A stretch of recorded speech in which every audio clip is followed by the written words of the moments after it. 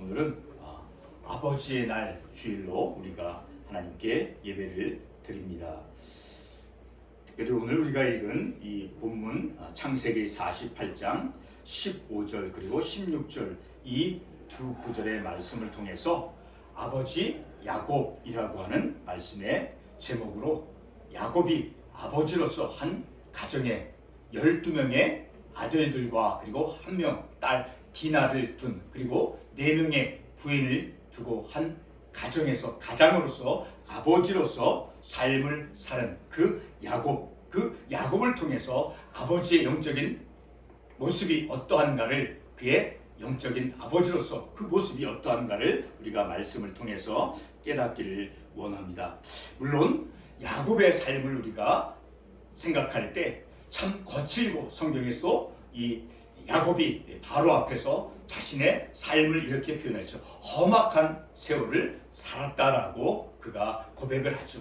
그렇게 거칠고 험악한 욕심을 많이 가지고 어떤 자기가 원하는 것을 꼭 쟁취하려고 하는 그런 삶을 살았던 야곱에게 많은 실수와 또 어리석은 교활한 그런 모습을 그가 보여주었을지라도 하나님 앞에서 하나님과의 그 영적인 믿음의 관계 속에서는 오늘 본문의 말씀을 통해서 우리가 알 수 있듯이 하나님에 대해서 하나님 자신이 태어났던 그 출생했던 날부터 지금까지 자신을 기르신 하나님이다라고 고백을 하고 있죠. 그러니까 하나님은 부모가 자신을 양육해주고 그 성장케 해주신 것과 같이 자신을 기르신 마치 어머니가 아버지가 그 자녀를 기른 것 같이 하나님이 그런 부모와 같은 자신을 기르신 하나님이다라고 고백을 하고 있죠. 그리고 또 한 가지는 나를 모든 환난에서 건지신 여호와의 사자께서 이렇게 말씀하고 있죠. 모든 환난 가운데서 형 에서와의 관계 그리고 외삼촌 라반과의 관계 모든 그의 삶의 관계 속에서 위기가 있을 때마다 하나님께서 자신을 건져주신 그러한 하나님이시다라는 것을 고백하고 있죠. 또 한 가지는 이제 그가 자신의 아들 요셉의 그 아들들을 축복해주는 다시 말해서 이 야곱이 자손들을 축복해 주는 데 있어서 본문 16절 하반부에서 우리가 알 수 있듯이 이들이 세상에서 번식되게 하시기를 원하나이다. 하나님께서 그 피조물들을 하나님께서 지으신 후에 아담과 하와를 지으신 후에 번성하라라고 말씀했죠.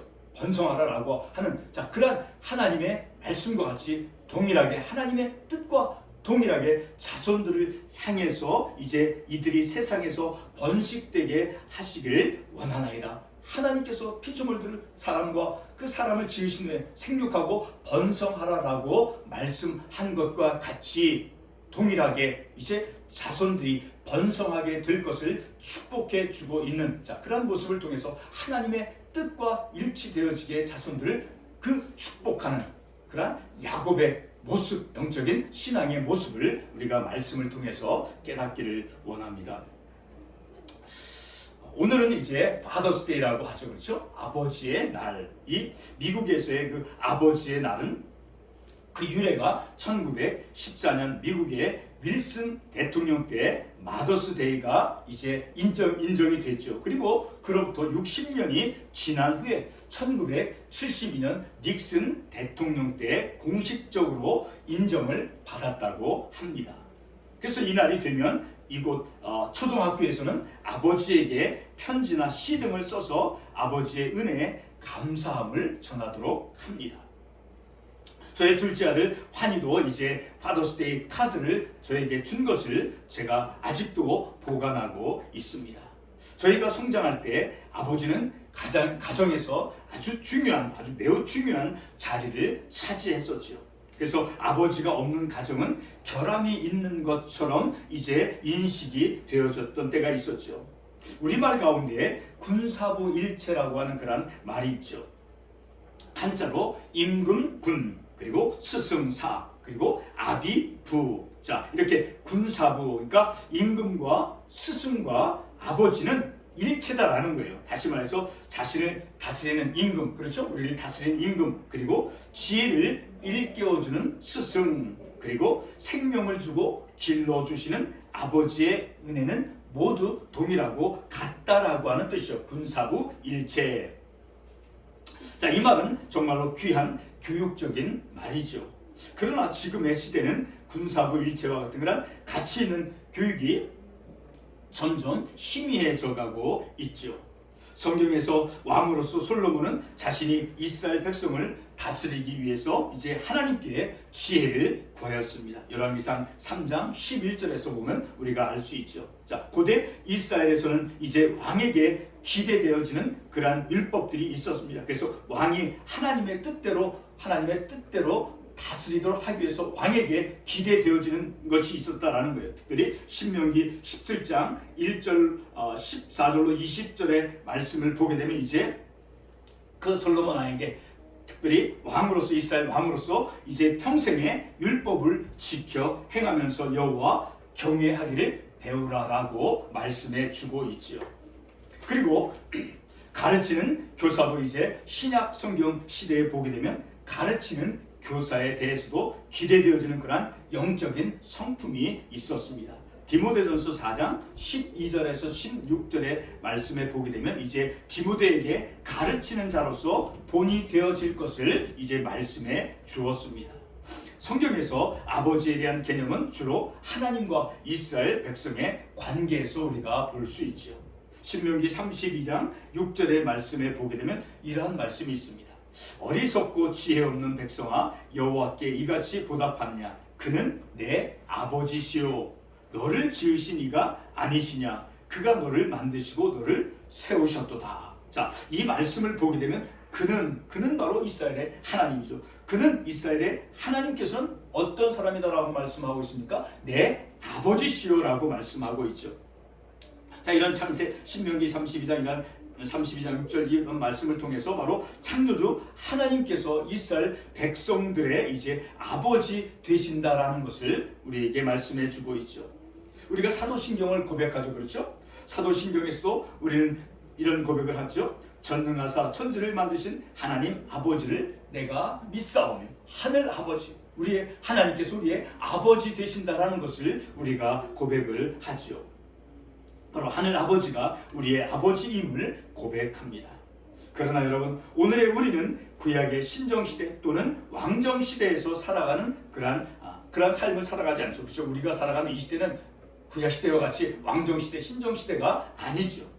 육신의 아버지를 이 땅에서 섬기며 삶을 살아가죠.